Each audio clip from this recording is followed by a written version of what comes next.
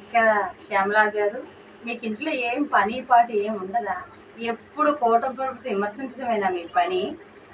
చెప్పండి ఒకసారి ఏమన్నారు? మన బస్సు ప్రమాదంలో జరిగినోళ్ళకి కూటమి ప్రభుత్వానికి ఉందా? బస్సు ప్రమాదంలో జరిగిన వాళ్ళ కోసం అయ్యో అని జాలి పడకంట ఏంటమ్మా నీ స్టేట్మెంట్ మీడియా ముందు?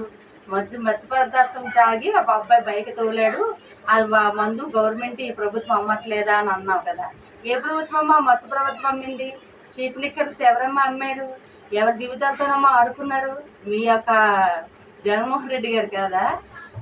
యూత్కి ఏ పనులు పాటలు లేకుండా సోమరిపోతలా కూర్చోబెట్టి మత్తు పదార్థం బాగా నేర్పి 250 రూపాయల పౌడర్ బాటిల్ అయితే 100 రూపాయలకి 110 రూపాయలకి ఇచ్చి వాళ్ళ ఆరోగ్యాలు పాడు చేసి వాళ్ళ జీవితాలు పాడు చేసి వాళ్ళు మత్తు పదార్థం బాని చేసేసి వాళ్ళు ఏం చేస్తారో వాళ్ళకే తెలియకుండా లేని కొన్ని ప్రమాదాలకు గురి చేసిన వారు మీ ప్రభుత్వం.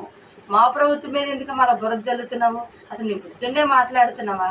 జరిగిన ప్రమాదం ఎలా జరిగిందా, వాళ్ళ కుటుంబాలకు మనం ఎంత ఆధారకర్తగా ఉన్నామా, వాళ్ళ కుటుంబాలు మనం వెళ్ళి పరీక్షించామా లేదా, వాళ్ళ కుటుంబాలు వాళ్ళ ఆత్మీయ దేవుని దగ్గర ఆత్మీయంగా ఉండాలని దేవుని దగ్గర ప్రార్థించకుండా ఎప్పుడు కోట ప్రభుత్వం ఎందుకు అమ్మ అడగేడుస్తున్నావు? నీకు ఇంట్లో ఇంకేం పని పాటు ఏం లేవా? షూటింగ్ గట్ట ఏం లేవా? అన్నీ అయిపోయా? ఇప్పటికైనా సరే ఎదుటి మనిషి మీద అనేటప్పుడు కొంచెం ఆలోచించుకొని మాట్లాడి నేర్చుకో తల్లి. అమ్మా శ్యామల యాంకరా.